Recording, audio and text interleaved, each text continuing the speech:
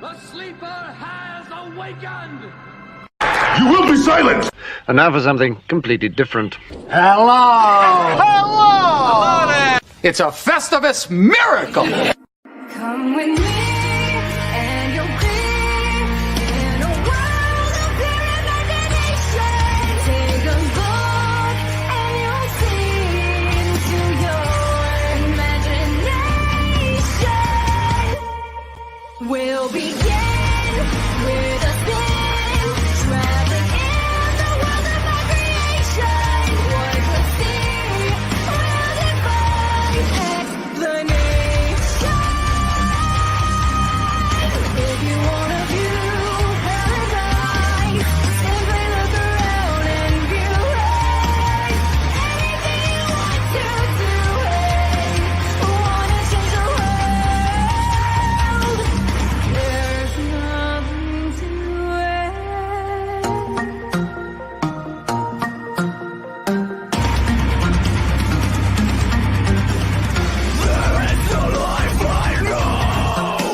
Watch out for the medallions. My diamonds are reckless. It feels like a midget is hanging from my necklace.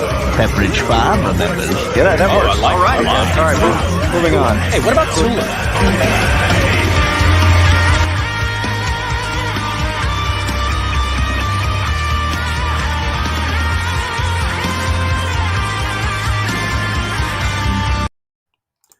Good morning. Damn, that song slaps. What is going on, everybody? Let me adjust this camera. I did not do this before we went on the air. Hello. Welcome. Buenos dias. Shalom. Good morning, everybody. First of all, I'd like to thank everybody for getting the channel over that 800 subscriber hump last night. Thank our special guest, Snow Dub, Music and Entertainment, and Jolly for joining us. Angelus Draven for joining us. And let me acknowledge this wonderful chat. Superfan Adam Shawhan in the house, Angelus Draven, my brother Tony ToneDef up in here.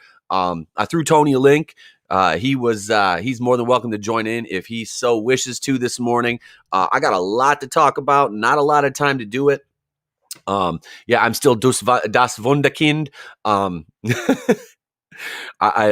don't know. Yeah, it is, man. Truly, that is a great song. I was singing it when you play. Dude, I can't literally, like, during the intro, I just go into like lip sync mode, and that song is, yeah, that shit slap. I love it. Two of my accounts and I think you were trying to say unsubbed. Yeah. I know when I got a notification that said Superfan Adam Shawhan has subscribed to your channel. I'm like, Superfan Adam Shawhan's been subscribed to my channel for a grip. I'm like, okay. Man, YouTube is, they don't like me. And I've noticed that, Twitter is kind of shadow banning me in some instances as well too. And I'm not trying to say, I'm so important. I'm not. I'm just saying they'll do this to anybody. We're going to take these out. We're going to take these out for now because I don't need the earphones. I know how I sound. I got to make sure my audio is adjusted right, though, because I didn't do a sound check before the show. We've got the right microphone set. I was so embarrassed the other night. I was on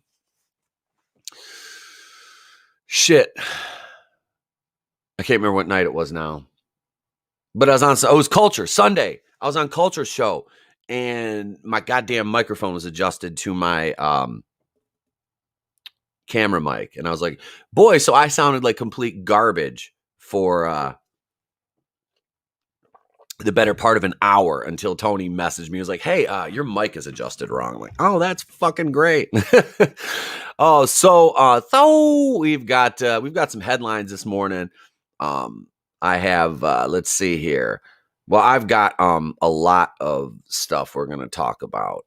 First of all, I want to talk about this Friday the 13th fan film. Let's see, Never Hike Alone. I haven't watched the sequel yet. Never Hike in the Snow. I guess it's a sequel to it. I haven't watched it yet. I watched like the first 10 minutes and I got pulled away and didn't get a chance to go back. So I'm going to try to watch that today because I'm getting ready to watch Friday the 13th part 8 and review that for you guys for the beginning of October. I know we only got a couple days to October. As you can see, there's like orange and, well, you can see the purple ones here because there's like right over here. There's a purple one, and I don't have the lights up top turned on yet. But I love Halloween. My wife loves Halloween, so we kind of go all out and decorate. Plus, I got a kid, he enjoys it. But we've always done this for Halloween and Christmas. I decorate like way over the top for. But yeah, so that's what's up with the lighting in here right now. Yeah, so let's get into this article. The first one we've got here today. It's from Screen Rant. I know, right? It's Screen Rant, but we're talking Friday the 13th. The Friday the 13th Never Hike Alone shorts are keeping the franchise alive, basically. And this is hey, Horny Alf. Let's see. What's your favorite horror movie franchise or single movie? My favorite horror movie franchise is right here. Horny Alf. That Friday the 13th. I love it. It's fun at times. It's campy at times. Never really took itself too seriously, I don't think. Maybe in the earlier stages. But I enjoy it. I do. As bad as it might have gotten some instances, I always enjoyed it. Friday the 13th, Part 6, Jason Lives is my favorite movie, and Justin Proper, Jason, is undead. He's not a person. He was a person at one point, but now he's the undead. He's like a specter of and just completely consumed by hate and anger and revenge. That is his driving motivation. But he's not a person anymore. That's my favorite franchise, Horny Alf. Let me know what yours are in the chat. If you're in the chat, let me know what your favorite horror movie or franchise is. I've got a lot of them. I mean, this is I think this is the third one. Exorcist, the original one, is the best, obviously. I mean, we've got, the original Night of the Living Dead here. I have like there's a bunch. If I look at it here, like Fright Night, Creep Show. I've got a bunch of just some more mainstream or offbeat than others. This is and I've had this movie, and it's so funny. Like literally, this what is this? Tucker and Dale versus Evil. I've had this movie for like 8 years, and I've never watched it.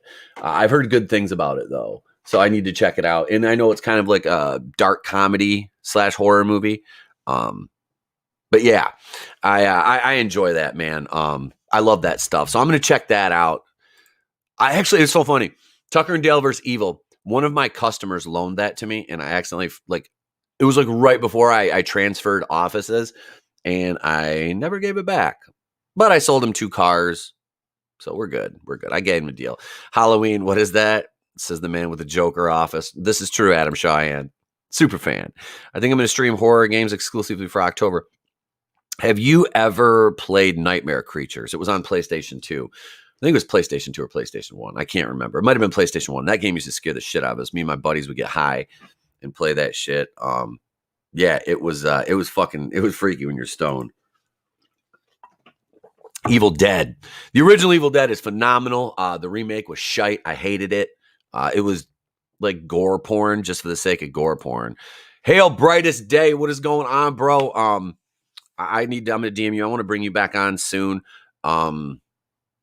I feel like I just scheduled somebody for the first Wednesday in October. I'll have to look at my schedule though, because I believe we're booked one guest for the first week of October, because next week we got Jennifer Thomas on Wednesday with myself, Nick, and Tony. But we'll be scheduling out October very soon. So yeah, Brightest Day, look for a DM. Let me go back up here. Evil Dead is good. Like the first Alien movie that's like a sci-fi horror mix. It was really well done.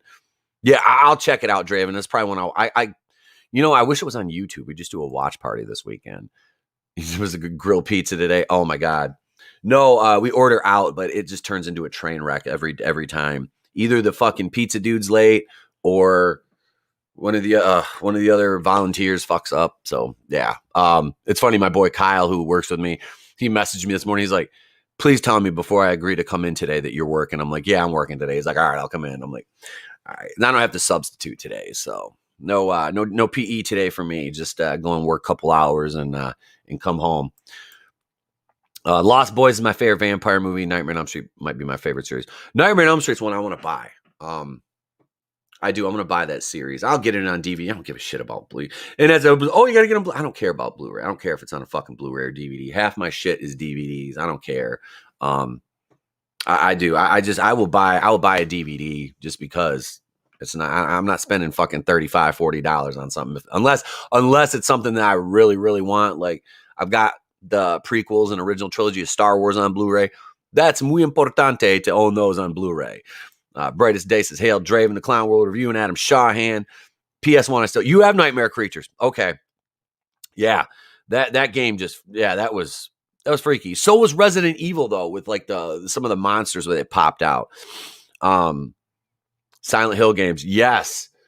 In the original Silent Hill movie, can we just take a moment to acknowledge how fucking hot Laurie Holden looked?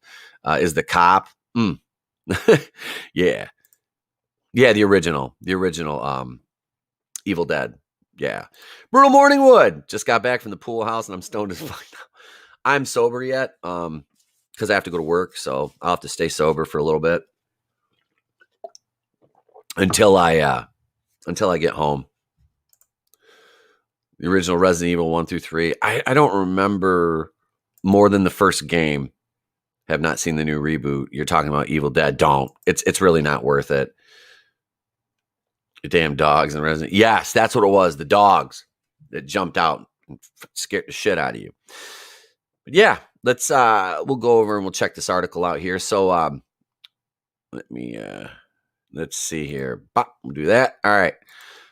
So as legal issues continue to prevent Friday the 13th series from being produced, a series of fan-made shorts is keeping the franchise alive.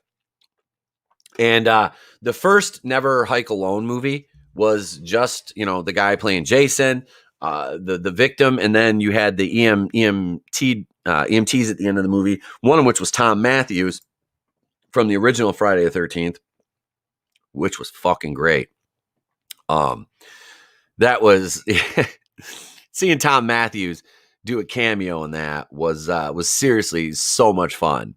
I really dig that, and I think he's just still so invested in the franchise. And it makes me happy to see that because it's like, I wish they would make another movie along the original lines. The 2009 one, the Platinum Dunes, I think made it, was shite. Because they tried to make Jason into Leatherface. It was fucking just ridiculous. Nightmare Creatures was a bitch of a game because you need to keep killing to stay alive. Yes, dude. I need to buy that. I actually just found a PlayStation 1 game the other day in a box of old video games under my desk in the office, and it was WCW Thunder, which I'm like, I'm going to play that. I'm going to put that in the PS2 and play that. That game had a freaking sick roster. It really did. Clown World Review. Tony says Jason's mom was a Karen.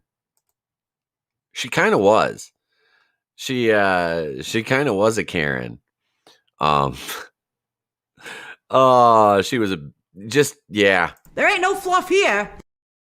There's not not with Karens, So let's see here. The official Friday the 13th franchise may be in limbo, but Never Hike Alone series of fan-produced short films are helping keep the legend of Jason Voorhees alive.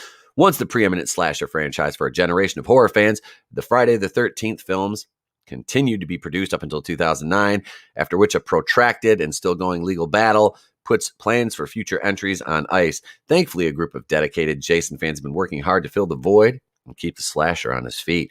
The original Friday the 13th was released in 1980 and spawned unexpected yet lucrative franchise.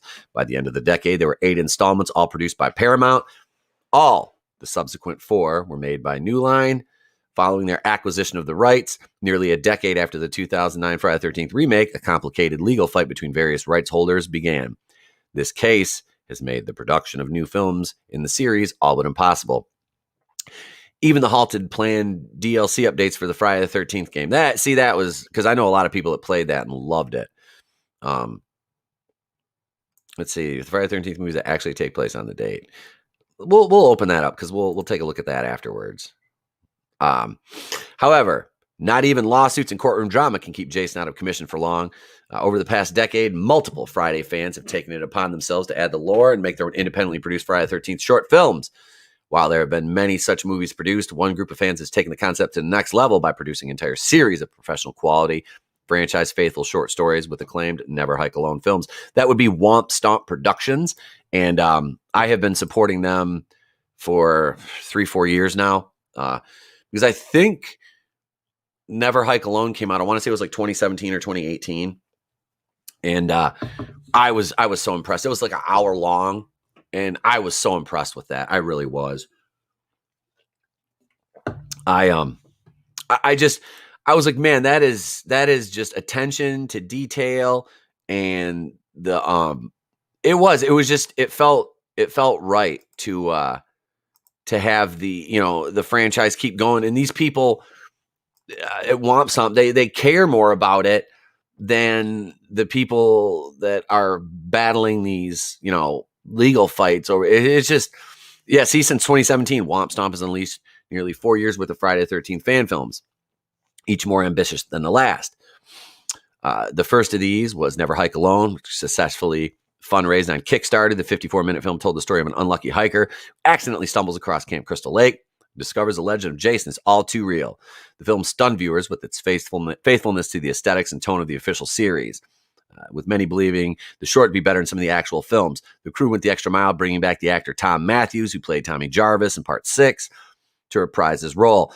Never Hike in the Snow, also featuring Tommy, followed in 2020, and once again impressed audiences with the well-executed gore and adherence to what made the original so beloved. Yeah, I watched the beginning of that, the Never Hike in the Snow, and it was good. Like the first death scene was like really cool, and like I said, I got kind of pulled away from it after that, and never got a chance to go back and watch it again.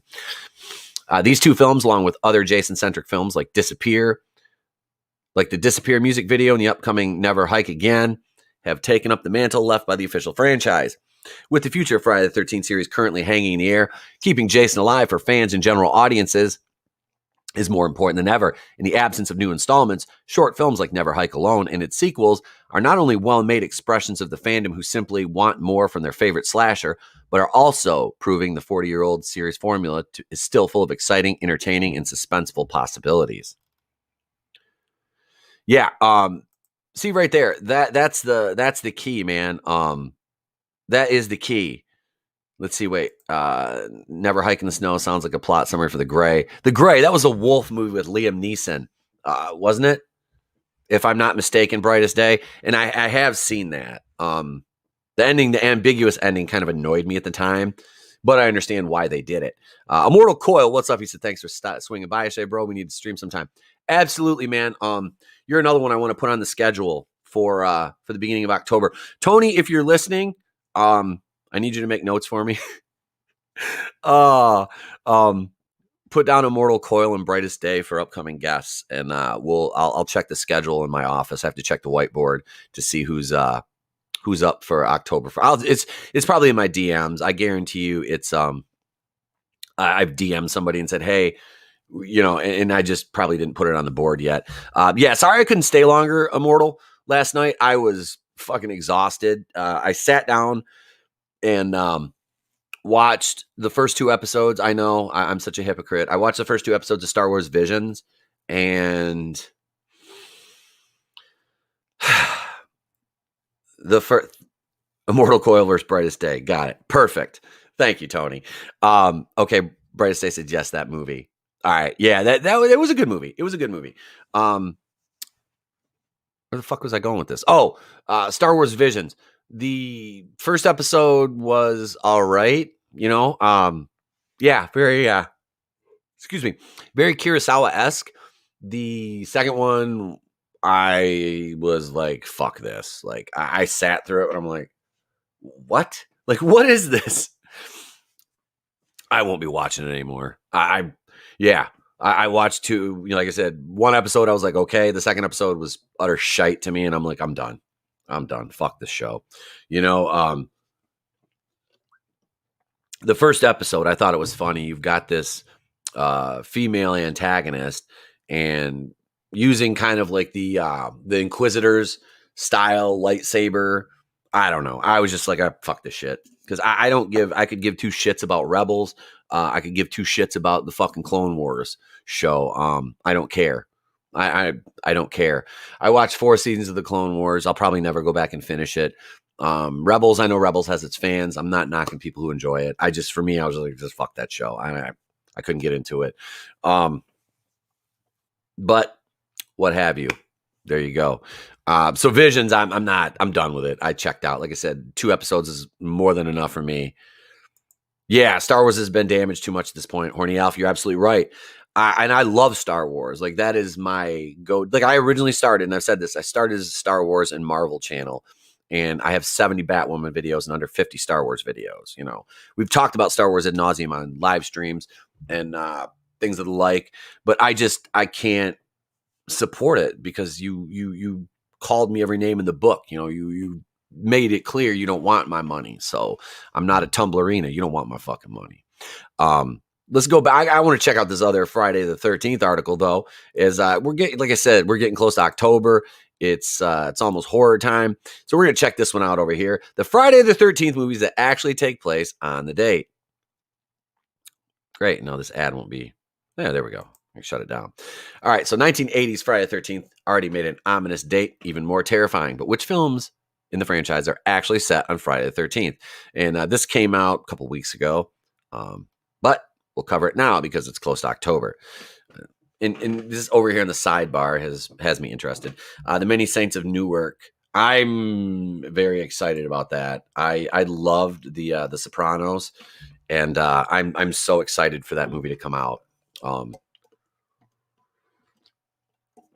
One of the ones I'm optimistic about, along with like Venom and Dune.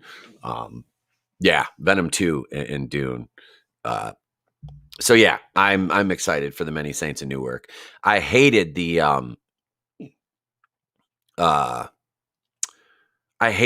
ending to season. I hated season 7 of The Sopranos. It was so shit. I thought it was. I'm like, this is just like, it was almost to me like a precursor to, because I think that ended before Scrubs came back with that ill-advised last season, and the last season of Scrubs was just as bad. Let's see. Superfan says episode 1 was all right. After watching episode 2, I was like, what did I just watch? It was like a fucking band traveling around. I don't know. It was stupid. It was just dumb as fuck. I couldn't watch it. So how many Friday the 13th movies take place on the 13th? Okay, so the original title was chosen due to the date's long-standing association with misfortune and death. You know, Jason's mom was the killer in the first one. So let's take a look here.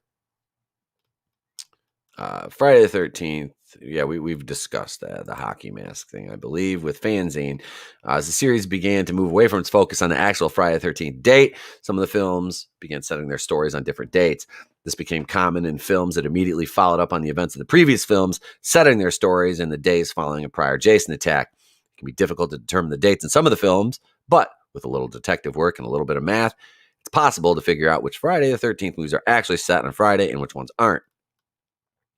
The easiest film in the franchise to determine the date is the original Friday the 13th, which clearly states that its events are taking place on the supposedly unlucky day. The film also mentions that Friday the 13th was the date of Jason's death in September of 1957, and the date of Pamela's first murders in June of 1958. Friday the 13th Part 2 is also largely set on the actual date, as it is Friday the 13th Part 5, A New Beginning. Despite beginning on Thursday, October 12th, the main story in Friday the 13th Part 6, Jason Lives, takes place a day later on Friday. Both Friday the 13th Part 7, The New Blood, and Jason Goes to Hell take place on the 13th and the 14th. Jason X makes a reference to being set on Friday the 13th, and most of the story of the 2009 dumpster fire platinum tune Shite remake take place on the titular date. Wow, that's one fucking thing that movie did right. Yeah, Scrubs Academy was bad. I never watched that. Scrubs Academy. I just, like I said, the last season of it was just like, oh. Let's see. When all the numbers tallied up, there are 8 Friday the 13th movies that take place on Friday the 13th. That's more than half the franchise and leaves 4 films with different or unknown dates. Friday the 13th Part 3 takes place 2 days after Part 2, setting it on Sunday the 15th. And the final chapter, which is Part 4, is set the following week on Tuesday and Wednesday. Jason Takes Manhattan never provides a concrete timeline or a date for its events. And the final non-remake installment of the Friday the 13th franchise, Freddy vs. Jason, takes place several days after the date has passed. That movie should have been so much better than it was. It really should have. You know what? We're gonna go over here and look at this one now. Let's see. Why Jason's copycat motive makes no sense in Friday the 13th Part 5. This was okay, so this movie gets a lot of hate. It's actually not a bad horror movie. The copycat Jason Voorhees thing to me didn't really resonate as much, but I thought it was still a cool movie. The motivation was like, it was kind of fucked up because Roy, the ambulance driver, it's like he acts all surprised when he sees that it's his son that's dead. He has a picture of him in his wallet, but he's abandoned him, or, Joey's living in this fucking, house full of, wayward teenagers and kids. It's like, wait a second. So this is your son you care so much about, but you're not his guardian. You're not his legal guardian. You sent him off to, I never got that. And, I haven't really done any research into it. I'm sure I could find out, or I could just bring somebody on the show eventually who, knows, but I might actually do some research for that. Cause I was like, I want to do a Friday the 13th video, not just a movie review of Part 8, which I'm going to do, but an actual video about some of the lore. So, let's see. We'll just take a look at this article. This was from July 28th this year. Friday 13th Part 5's copycat Roy Burns may have racked up an impressive body count, but his motivations make precious little sense. Yeah, it really didn't make any sense. Why he just was like, you killed my son that I don't care about. Unless he was just looking for an excuse to kill, or did the courts take him from that's another thing. That very well could have happened. He could have lost custody. So Friday the 13th Part. But then if he was found to be that bad of a parent and he lost custody, then why would he still be allowed to be an EMT? It seems like if you're an unstable parent, you're an unstable person, you shouldn't be able to hold a position where you're, in the healthcare field or, emergency medical technician. My sketchbook 340 says, what up, brother? Welcome, man. Welcome. We're talking some Friday the 13th here. In particular right now, Part 5 and the Roy Jason copycat, his motivations. So Jason's copycat, the deranged Roy Burns, may have been an effective slasher, but his motives make little sense. A New Beginning is the 5th entry of the beloved horror franchise that's infamous for not featuring Jason Voorhees as its lead killer. In a twist that remains controversial to this day, Jason is unmasked at the end and revealed to be Roy Burns, a paramedic whose son Joey was killed at the beginning of the story by Vic, who, he got mad because he chopped his candy bar up. Joey started talking shit, and Vic was like, nah, fam, fuck that. Possible his son was a problem child, and he sent him there for help. He could have. And that's the thing. It's so much fun to hypothesize about it all these years later, because Part 5 came out. Let's see. This Manhattan, the final chapter. That's Part 4.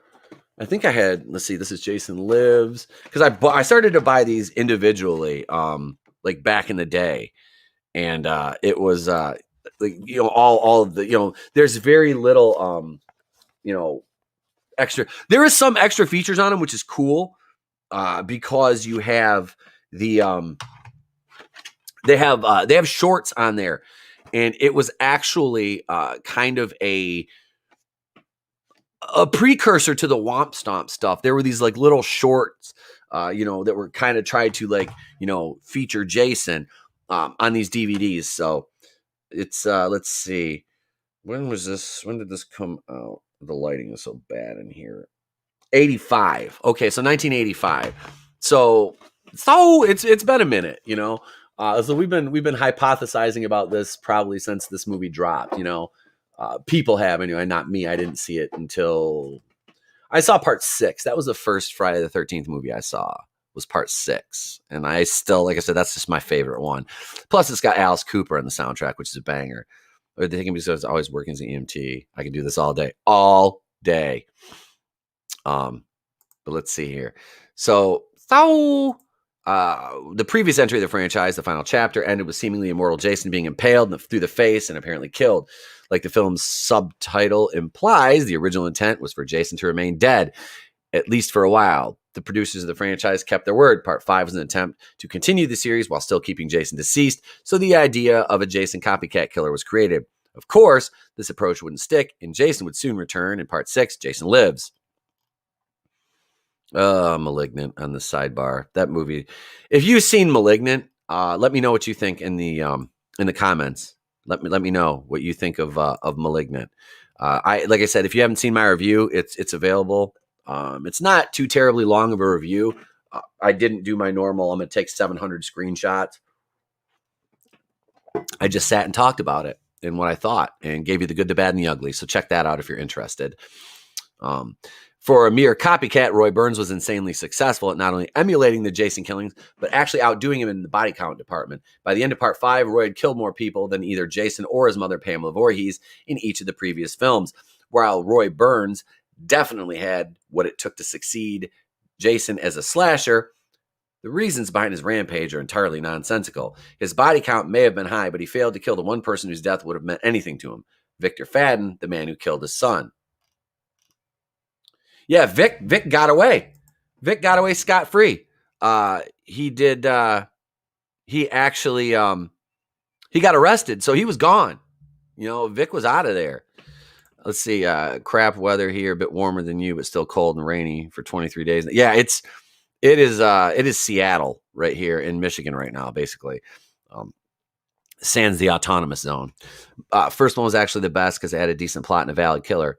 I like the first one. I know people are like, well, it's not even Jason, it's his mom. I'm like, well, that's what makes it fucking cool. Was because his mom killed everybody to get revenge for her son dying. Then, you know, Alice kills mom, and then that motivates the specter of yeah, brightest day. Sans the Chaz. He says, damn, beat me to it. Yeah, we don't have an autonomous zone here. There are trailer parks though. Those are kind of there's a couple of them here that kind of look like Chaz. I'm not gonna lie.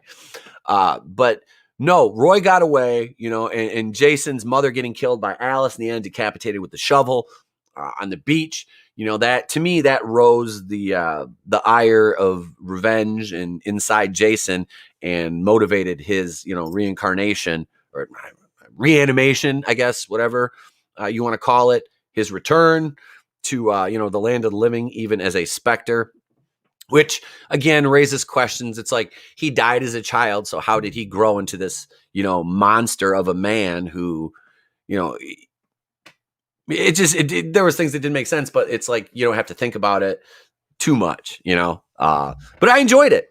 Exactly. That's why the first two are fairly good. Yeah. The third one, man, I'm not even going to lie. The third one, and I did a couple Friday the 13th videos. One was years ago. I think it was like Jason's. It was like my favorite kills. And it straight up got copyright claimed. And I don't care. I'll never take it down. It was a fun video to make. I showed way too much time. That was what it was. The clips were too long. But it's a fun video to watch. It's way back in like I want to say it's like probably fall this time of year, like 2019. So roughly it's been out for a couple of years almost. But yeah, it was a fun video to make. I enjoyed part 3, man. That 3D shit was bad, but funny. And then you had the disco theme in the third one, which was really fun.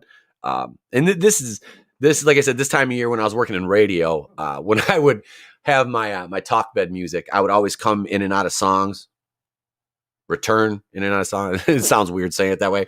But I would go in and out of the breaks with Friday the 13th theme songs. And part 3 was always like my favorite because he had the disco Friday the 13th horror theme. My sketchbook says, dang, it's 55. This is in South Texas weather. Bruh. Yeah, it's I'm in northern Michigan, and it's north central Michigan. It was like 46 in rain when I took my kid to school, like a downpour when I took my kid to school this morning. So it was a hot mess. That's why I'm glad I'm not gonna have to take the kids outside today at all. Most Friday the 13th, Part 5 takes place in or around the Pinehurst halfway house, which is where our disturbed group of teenagers resides. Among them is a young man named Joey who makes a tragic mistake of offering a chocolate bar to violence-prone resident Victor. Joey's act ultimately met with an axe being swung into his back by Vic, a Jason-style attack that kills him instantly. When Joey's taken away, the paramedic who tends to the body is his estranged father, Roy. The motivation for killing spree, as the copycat Jason would therefore seem to be revenge for his son's murder. However, this motivation makes no sense considering Roy's actions. For the rest of the sequel, Roy wanders around dressed as Jason, killing pretty much anyone who gets in his way, from the halfway house's residents and staff to total strangers. No one is safe from Roy Burns' Jason-inspired rampage. However, despite all the bodies he leaves in his wake, he never seeks out and kills Vic. One would think Fadden would be the first or even only target, but instead of sneaking to the local jail, Roy instead acts out his revenge on a community of random teens. The reason for this nonsensical motivation was, of course, to give Jason Roy plenty of teens to slaughter in creative ways. It wouldn't have been much of a slasher movie if Jason only killed one guy. However, this adherence to the tried and true slasher formula results in Friday the 13th Part 5 being one of the silliest entries of the franchise. You know, I wouldn't... Here we go. We're gonna see. The whole day is gonna be Friday the 13th today. I hope you guys don't mind. Wait, let me go up. I'm in Connecticut. I'll update you hourly as the weather changes. That's usually the way it is here, man. Michigan is the same way. It's like they always say, Michigan, if you don't like the weather, wait 5 minutes because we'll have all 4 seasons in one day. The worst Friday the 13th movie, in my opinion.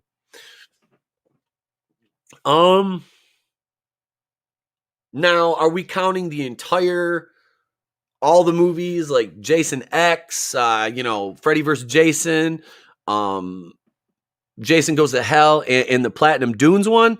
Because in that case, it's a toss-up between, well, I'll stay in the mainline franchise. The 2009 one has its own. Jason in Space was funny. It was funny, but I didn't like it. As a Friday the 13th movie, I had more issues with Jason X than I did with Jason Part 5, Final Chapter. But the worst one I'm going to say was Jason Goes to Hell, because in that it's just invasion of the body snatchers. Jason's just hopping around, shooting his fucking black goo down, whose ever throat happens to be there. I thought it was fucking stupid. I did. I hated that movie. I fucking hated it. I went to see it in the theater when that came out. I was like 15. My mom took me to see that, and me and like my cousin went to see it. And I was like, this is fucking trash. Like, I hated it. I hated that movie from the moment it came out. I fucking hated it. Jason X is fun and the hologram slumber bag kill is great. That was the one thing I liked about that movie was the hologram shit with the beginning sequence, that whole movie. Just when he's in there and they've got him and he's like suspended and he starts killing all these soldiers. I'm like, why would you get that? Okay, so this motherfucker, you're just going to get this closest, dude. I'm like, it was as bad as a scene in Malignant where the cop sticks his arm through the fucking jail cell bar and is trying to shoot Gabriel as he's like killing that female inmate. I'm like, why? It's like, bitch, are you that dumb? You can't fucking stand there and aim? Like, if you can't put a fucking round between, and let's face it, Nano said it the other night, there ain't no jail cells unless it's like Mayberry that has bars anymore, and there's a gap like this in between some of those things. So if you can't aim between those, you don't deserve to fire a weapon anyway. Slumber bag kill scene was the only good part. Boobs and senseless brutality in one scene. Yeah, that was it, man. Because plot. That was it. So, but fuck Malignant. I hated that movie. I fucking hated it.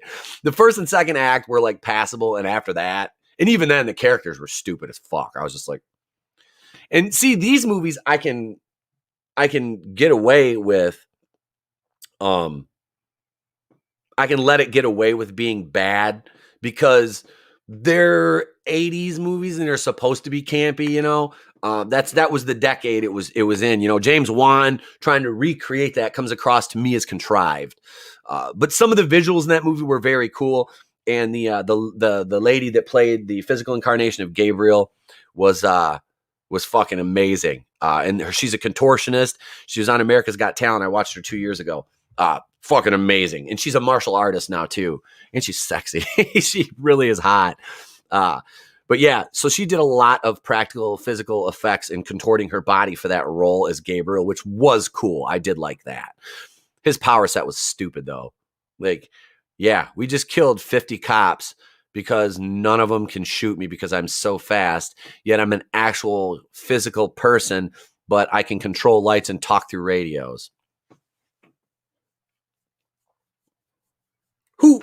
Why am I not a writer in Hollywood right now? Like I wrote better stories than this, when I was a kid and in high school, shit like this really makes me want to go back and start writing again. Because I was working on a science fiction, it was either going to be like a novel or a comic. And I'm not sure.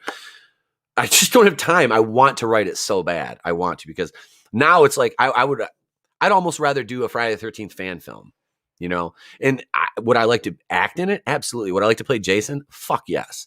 I would like to get myself back in shape, put on about, 15, 20 pounds and play Jason. Or at least just be a fucking victim, like get murdered in a fucking amazing, cool way. I think that would be fun. Excuse me, sorry. And that's the worst part. My voice is finally coming back to normal now. But it's fun because my voice is coming back to normal, but I'm still kind of, it takes a long time to recover from these fucking upper respiratory infections. And I'm still a little bit meh. So I apologize for coughing on the air, guys. I'm sorry. Usually I'll mute and go off camera. I'm sorry. Horny Alf says creativity isn't in Hollywood anymore. It's in the indie market. Oh, you're absolutely right. E-Tep murdered by head in the gas oven. I made that joke to my wife last night again. She's a kraut and I'm not. My son, is has such a fucking amazing background. It's great. He's Russian, Ukrainian, Polish, Hungarian, German, and Jewish. That's everything. That's his background. It's oh my God. Egyptians can't play Jason. God damn it. I can't be out there going Hollywood thinks race and gender swaps are creative. I blame the German. I would always blame the German. Yeah, that's the problem with Hollywood, Horny Alf. Tony, you're right. I'll play a mummy. I don't know. I'm retarded. Here we go. Let's go. We'll take a look at this article because we're going on an hour. I've got about 15 minutes left here and I have another 10 stories. So who knows? I might save them for the morning show tomorrow because we are doing a morning show tomorrow. I decided to do two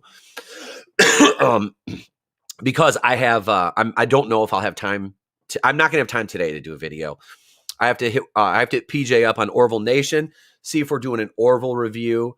See if we're doing an Orville review tonight. And if we're not doing that, I might make an appearance on This Week in BS with Justin Prop. I don't know.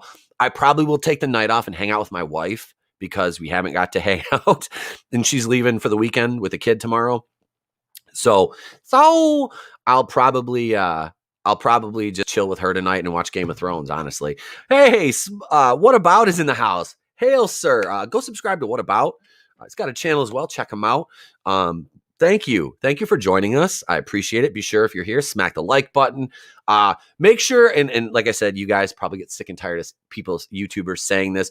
Please make sure you're still subscribed. Superfan Adam Shawhan, one of my channel's biggest survivors.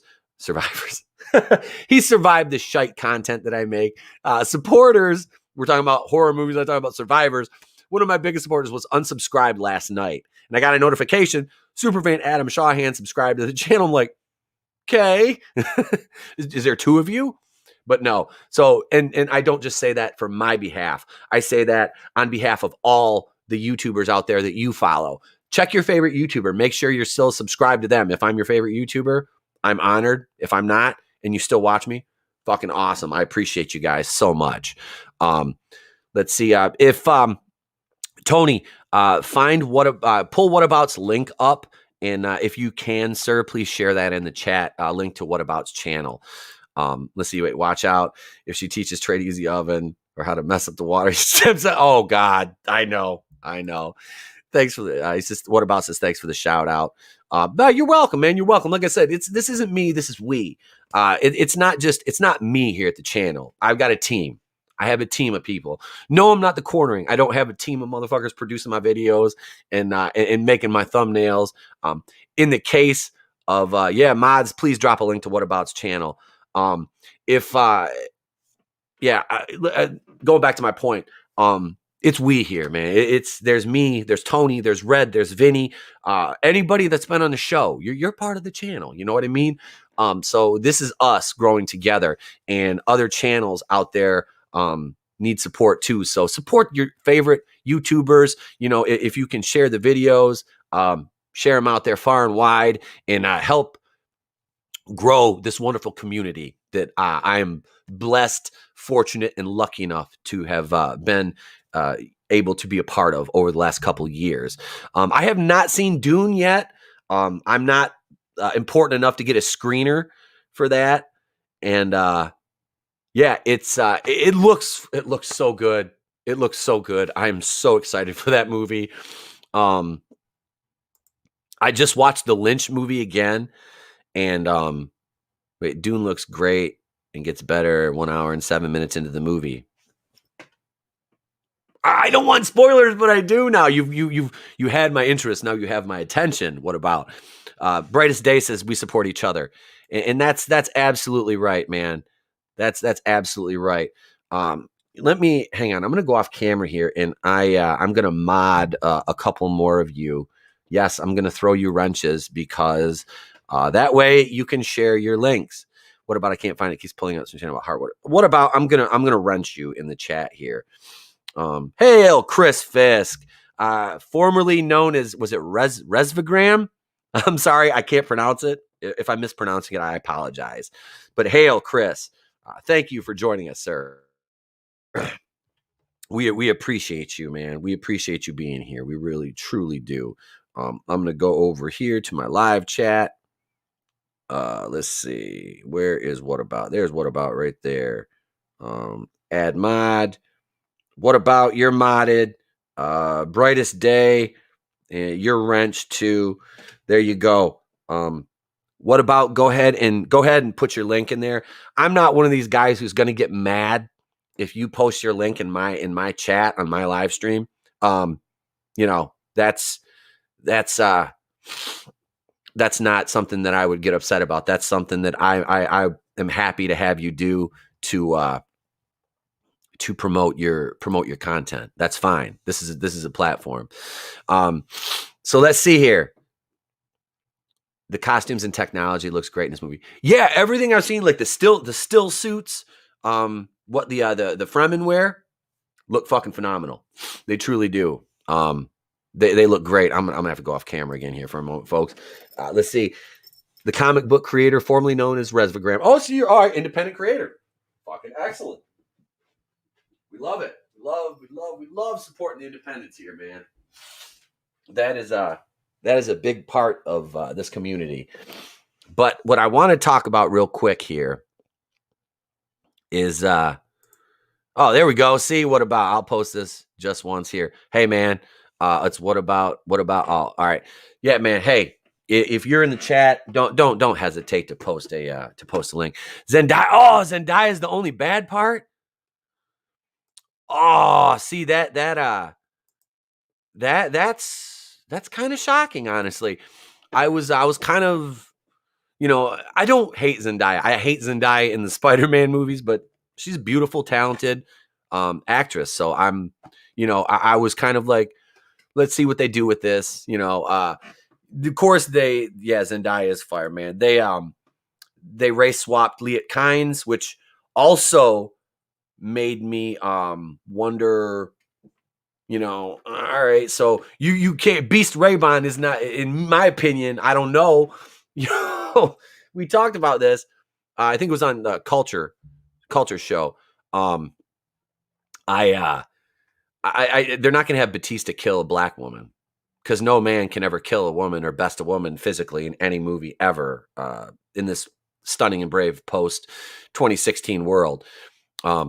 She's not in it that much, just through visions. I figured they were going to save Cheney for the second, Cheney for the second movie. Draven just subbed to What About. Dune will focus more on her character. Yeah, that's kind of what I figured. Hail Keely Chow. Hail to you, sir. Yeah, Adam said it earlier. I just get healthy and the fucking weather changes like this. She's pretty bit talented. That serves a Freudian slip. Blink twice if you're okay. What I say, I don't remember. But yeah, I am okay. I'm all right. Speaking of being all right, hey, this right here, I'm gonna stop the screen share here just for a second. This right here is WrestleMania Steel Cage Challenge. It's a plug and play game. It's got the old school. We got Ultimate Warrior, Bret Hart, Undertaker, IRS, Jake the Snake, $1 Million Man, Sid Justice, Razor, Roddy Piper, and Macho Man. I am going to be giving this away. We're going to be giving this away on a live stream here very soon, and also I'll have a new game we're going to be playing on Monday nights. Tony knows exactly what I'm talking about. I'm going to buy it today.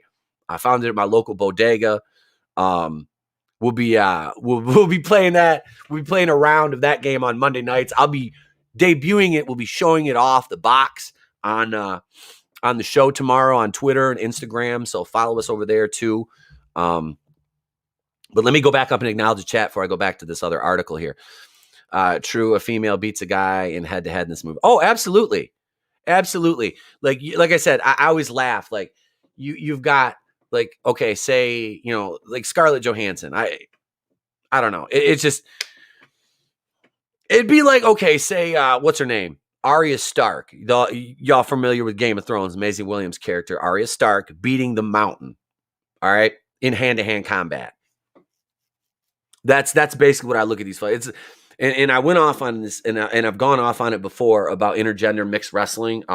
As far as like professional wrestling style goes, and I'll have a female professional wrestler on next Wednesday. Great friend of mine, Jennifer Thomas.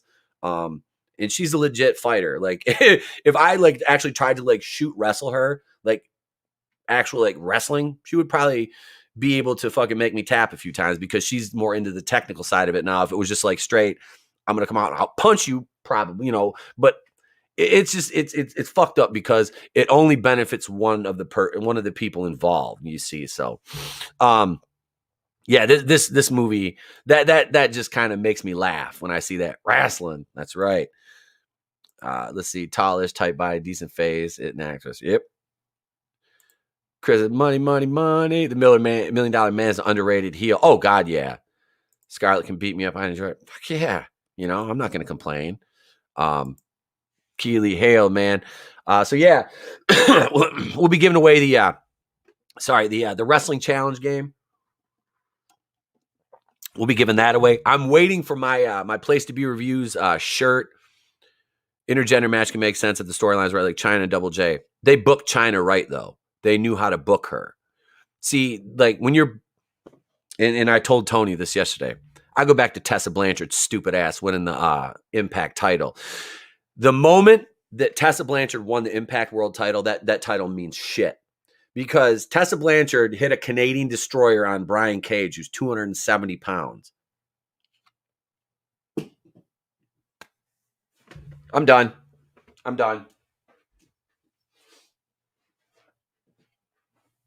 But seriously, you see what I'm saying, though? It's like you take a 270-pound dude and you have this little bitch hitting a fucking 120-pound. Yeah, Tessa's kind of, she's kind of yoked. But she's not a monster. She's not a physical force. Like, so by her standards, so she can beat Brian Cage. So every dude that Brian Cage has beat along the way would lose to Tessa Blanchard if that logic, holds up. But yeah, it was shit. $1 Million Man's eating good. Yeah, he's gained a little bit of weight. Impact Wrestling, TNA fell off in the mid-2000s. Oh, God, yeah. China's proof men can menstruate. Don't you talk about my boo like that. I love China. Yeah, Tessa has a strong chin. She looks like her dad a little bit, but from the neck down, I'd smash. And one with a six-pack like that, I've grown bitter and seeing 90-pound women down. Yeah.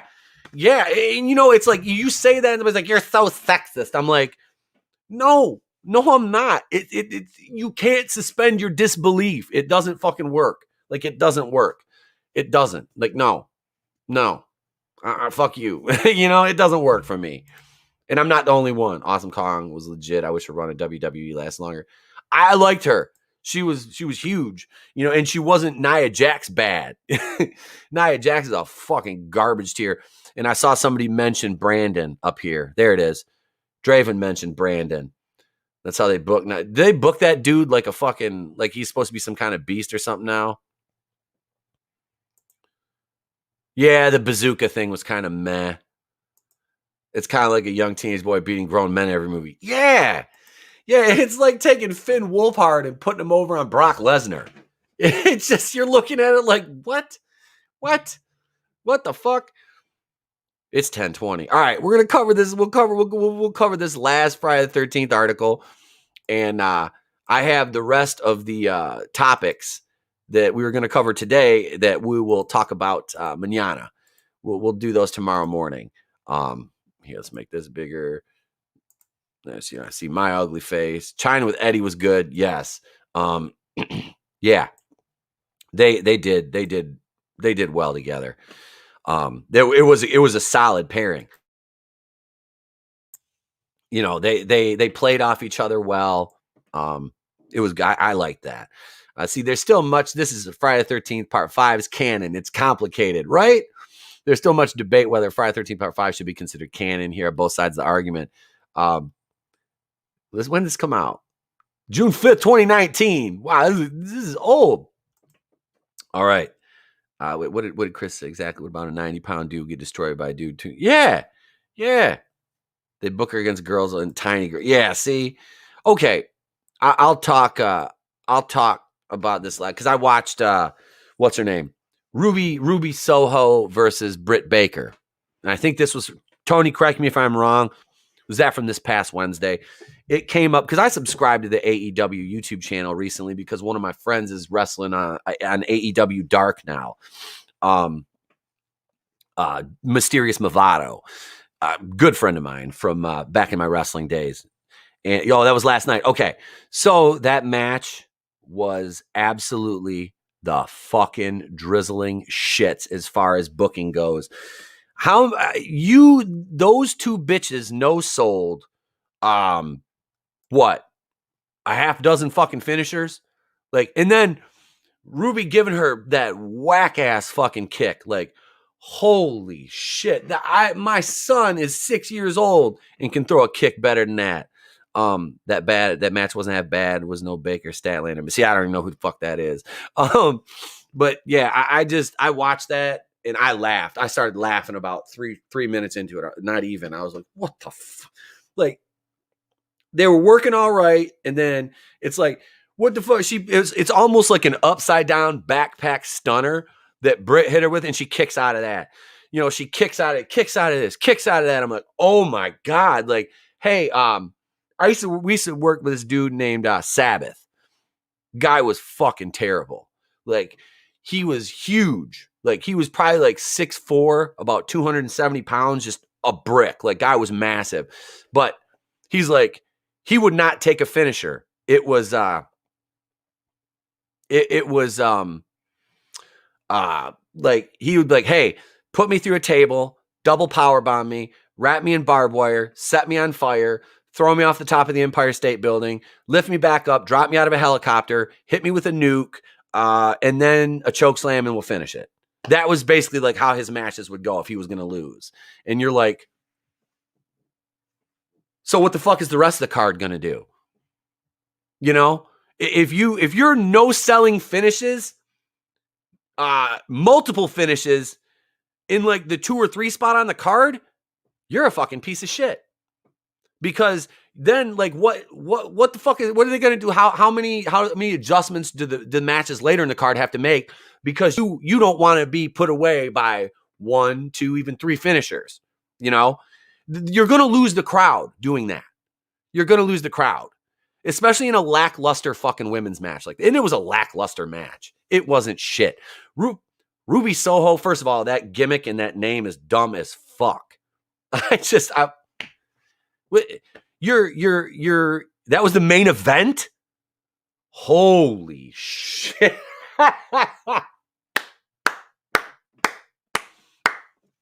Right there is why I quit watching wrestling. Right there. That you put that in the main event. What the fuck do I know? What the fuck do I know? Oh my God. Yeah. So much no selling with this recent indie scene, which is, yeah. They pulled it young. Yes. Yeah. It's here. And I did that at one point in a match. It wasn't a TV taping match, but because I wouldn't do it in a TV taping, I'm like, so they open with Omega and Kenny Omega and Bryan Danielson. And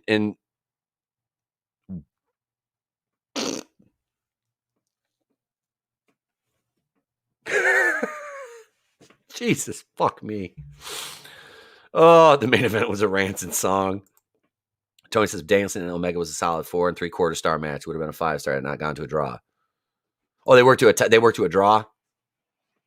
Yeah. I commented on that video. I was like, yeah, how many fucking finishers are these bitches going to kick out of? Like, you seriously, like, she should have shot her in the head and then had her kick out of that. Basically is what you did. And then Dum Dum almost broke the other bitch's neck when she fucking pulled that move off the top, whatever that fucking stupid shit was called. Not a safe move for somebody who's physically barely strong enough to fucking pull it off. Like, oh God. That was, yeah, that was, I could watch Mike Enos and Wayne Bloom have a better fucking match in Memphis in in Minnesota in 1988, doing a walk and talk Tennessee style match than that fucking garbage. Like that was trash. That was fucking trash. It shits on everything else. It does. It's like, oh, here, kick out of this, kick out of that, kick out of this, kick out of that. Fuck you. Get the fuck out of here. Just, I was talking about Friday the 13th, and now I'm off on a tangent about fucking wrestling. God damn it. Let me go back up and acknowledge the comments. Old school wrestlers have the best stories. That should be movies and TV shows on subgenre road trip. Yeah. What, you open with that, right? Clown World, Chris, Ruby and the lead singer Rancid are friends. She was on his podcast in between W and AEW, gave her the idea, and Blessing used Ruby Soho. Ugh. Break a neck hold. That's about what it was. Britt Baker and the alien chick wasn't that good after the first 3 minutes of the match. It's Grand Slam week, so Friday is 2 hours. Technically, you could say that Soho Britt Baker's the match mid card. Yeah. I just, if you're gonna make a match like main event, that's and I don't give a fuck anybody says that. Charlotte Flair and Botcha Banks and what was the other nitwit that was in that match that didn't deserve to be the main event? Wasn't that a main event at WrestleMania? Charlotte carried that match. Fucking Sasha Banks is just a human botch fest because it's more relevant. Yeah. Kane is a low-key Jason gimmick. Oh, always has been.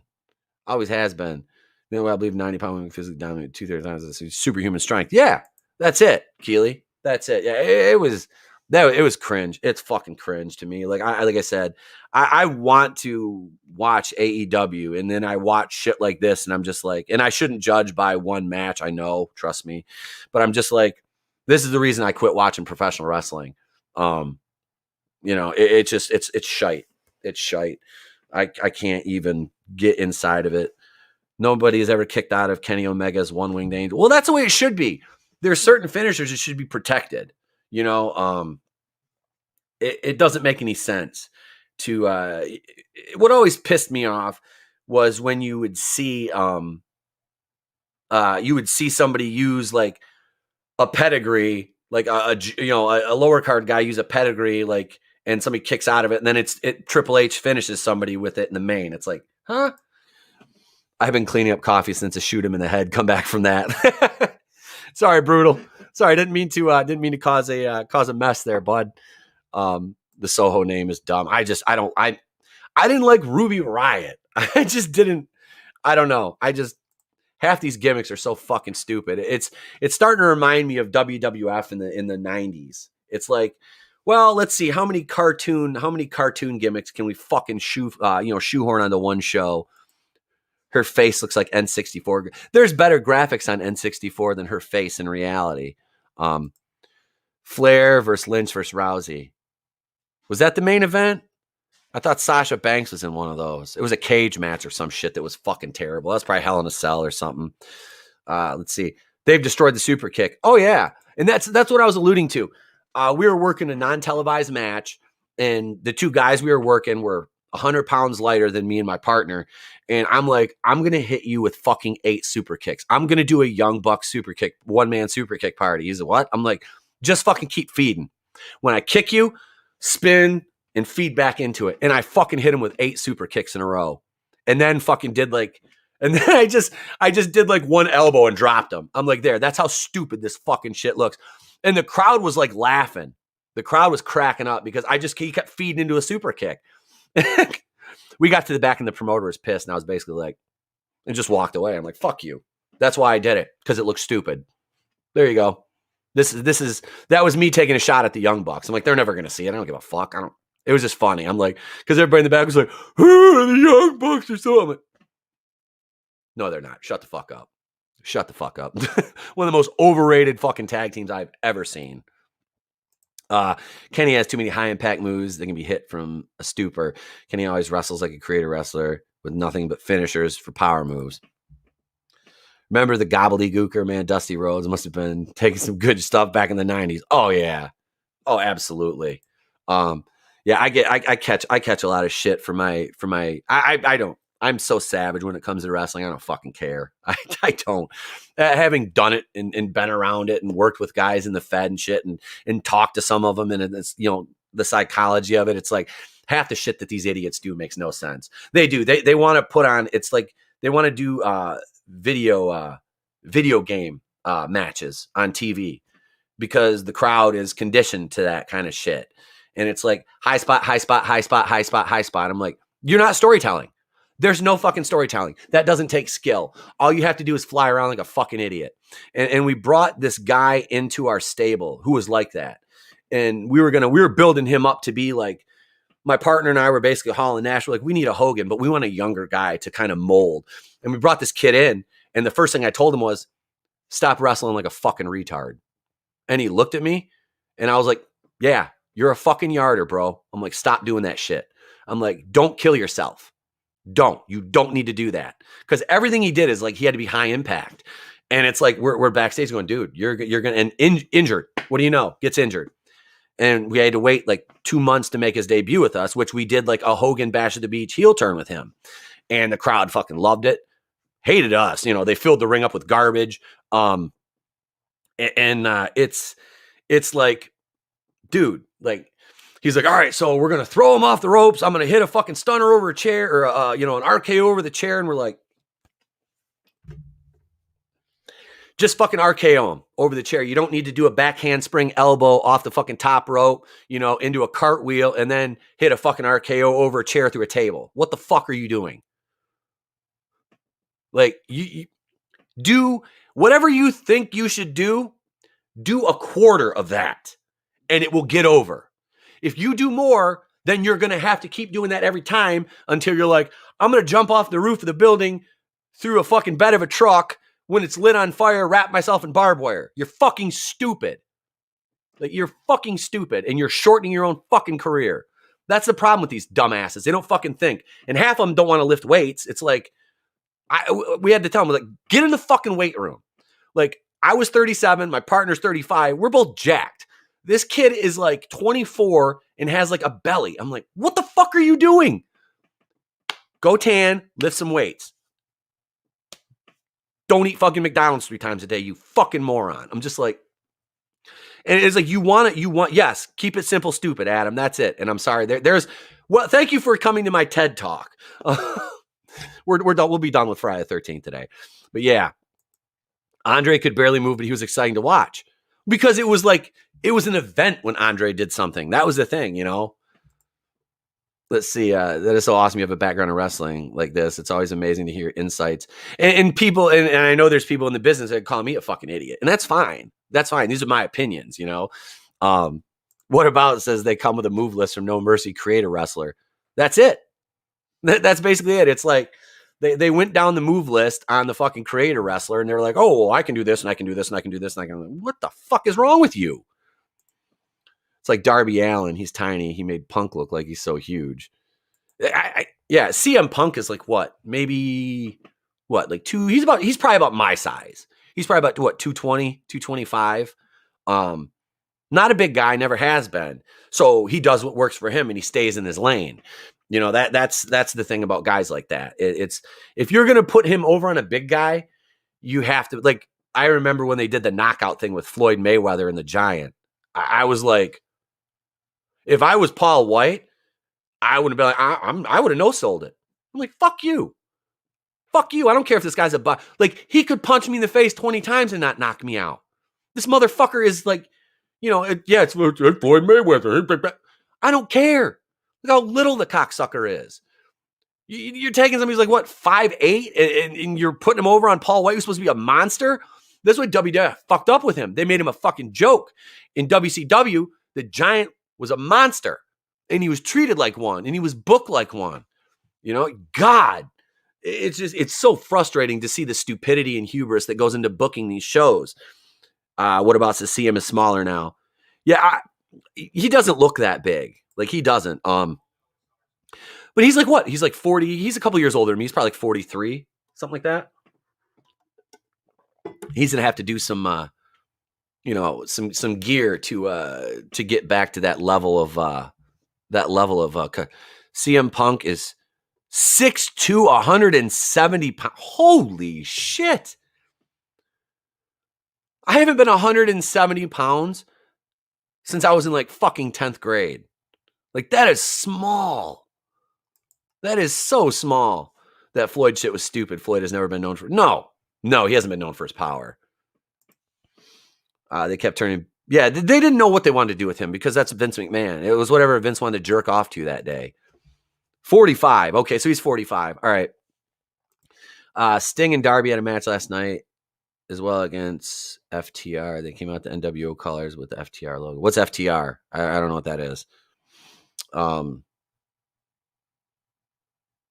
know, though. What's that one guy? The Maxwell guy or whatever. He seems like he's a good heel. I kind of like him. He does. That guy sounds like he's a good heel.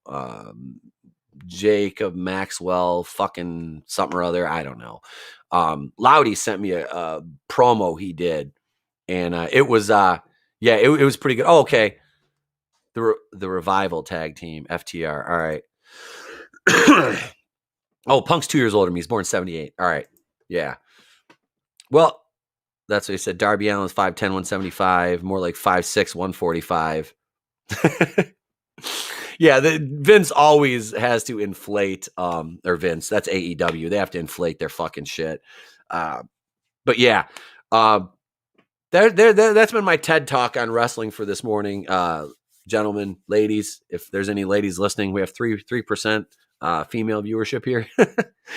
But no, I do have to get ready for work as I'm already late. So I appreciate everybody turning out this morning, and come back tomorrow. I have, let's see, hang on. I'm just going to look here.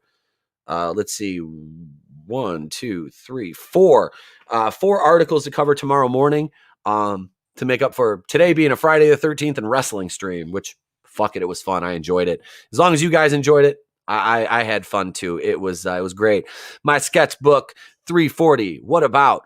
Superfan Adam Shawhan, Angelus Draven, Keely Chow, Chris Fisk. Let me see. Let me keep scrolling. Brightest Day, Horny Alf, Brutal Morningwood, of course, Tony, my brother, the Clown World Review. Who else was here? I'm just trying to scroll up as far as I can. Yeah, thank you all, man. I appreciate everybody checking in, checking out. Go over, subscribe to What About. Subscribe to Clown World Review, Angelus Draven, Brightest Day. Go give these folks your subscriptions, man. They're quality people making good content. And yeah, everybody, Drave, take care. Take care, bro. Hope you feel better. Man, thank everybody for checking in today. I appreciate you all. I will let you know if you're following me on Twitter. If I'm not following you, hit me up shoot me a tweet. I'll follow you back. Thank you, What About Ice, to hail this glorious dream. Hail to you, sir. Thank you. And I will follow you back on Twitter. I might be back later on tonight. Probably not, though. I think I'm going to take the night off because we're going to do the morning show tomorrow. Like I said, I'm going to hang out with the wife tonight. Later's my sketchbook and everybody else, man. I've enjoyed this. I've had fun. And thank you for listening to the one-man band this morning. It always boggles my mind how people are able to sit here and listen to me talk for an hour and 23 minutes when I can't stand the sound of my own voice for 5. But I love y'all, man. I do. This is you guys make this worthwhile. You truly do. So I'm Itepo Kuin of the Place to Be Reviews. I've been here with all the yous. If I don't see you, have a great day, a pleasant tomorrow. I'll catch you on the next one. And remember, it is always better to burn out than fade away. Now, let me send it over to my man, Star-Lord. That toxic white male son of a bitch that everybody blames all the ills of the MCU on. Give the SJW something to read about. I'll check you tomorrow. Boom!